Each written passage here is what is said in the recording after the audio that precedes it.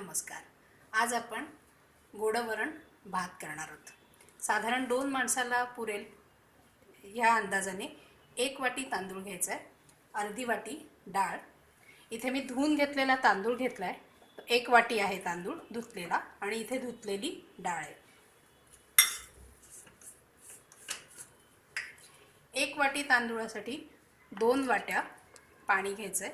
जर तुम्हाला खूप मऊ भात आवडत असेल तर तुम्ही 2 पेक्षा जास्त वाटी पाणी घेऊ शकता.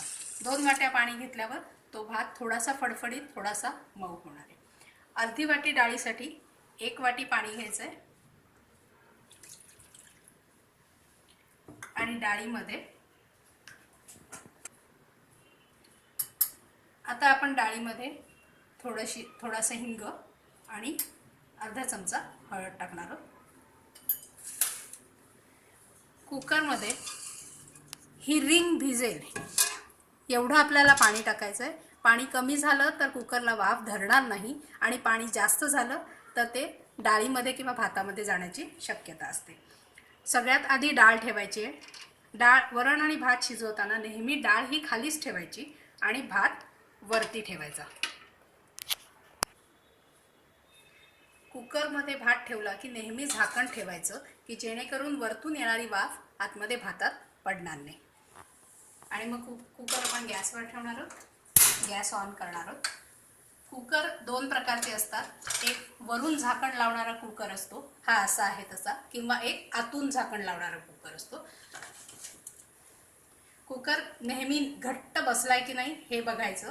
त्याची जी रिंग असते ती घट्टच बसली असली पाहिजे तरच कुकरमध्ये वाफ धरेल.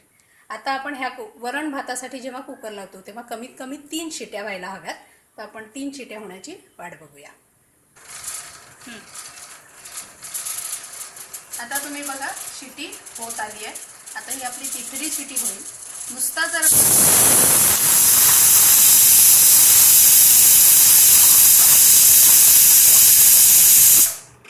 भात लावायचा असेल तर 2 शिट्या बास होतील, पण वरण भात असेल तेव्हा कमीत कमी 3 शिट्या तरी व्हायला पाहिजे. शिट्टी झाल्यानंतर लगेच गॅस बंद करायचा नाही आहे.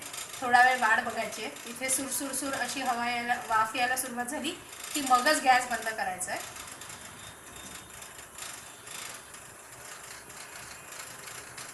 आता परत वाफ यायला सुरुवात झाली, आपण गॅस बंद करूया आणि आता हा कुकर थंड होण्याची वाट बघूया. त्याच्यासाठी एक 5 मिनिटं लागतील. आता तुम्ही बघा कुकरची वाफ पूर्ण गेलेली आहे. आपण असं हलवून बघू शकतो, वाफ पूर्ण गेलेली आहे. आता आपण कुकर सहजरित्या उघडू शकतो. कुकरची जेव्हा अशी वाफ धरलेली असते तेव्हा चुकूनही कुकर उघडायचा नाही.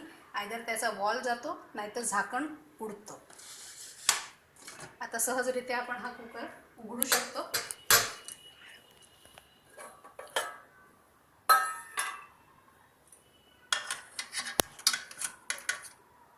आपला भात तयार आहे.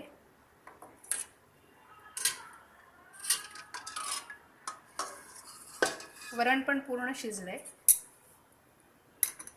त्याच्यामध्ये आपण मीठ घालायचंय चवीप्रमाणे आणि घुसळीने घुसळून घ्यायचं.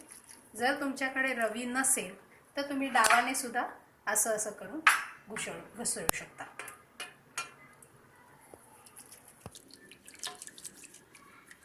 अशा रीतीने आपली ही डाळ आता तयार आहे. एखादा असं शेपचं तुम्ही चमचा घेऊ शकता आणि असं दाबून घ्यायचं आहे भात, म्हणजे त्याला वाढताना शेप चांगला येईल.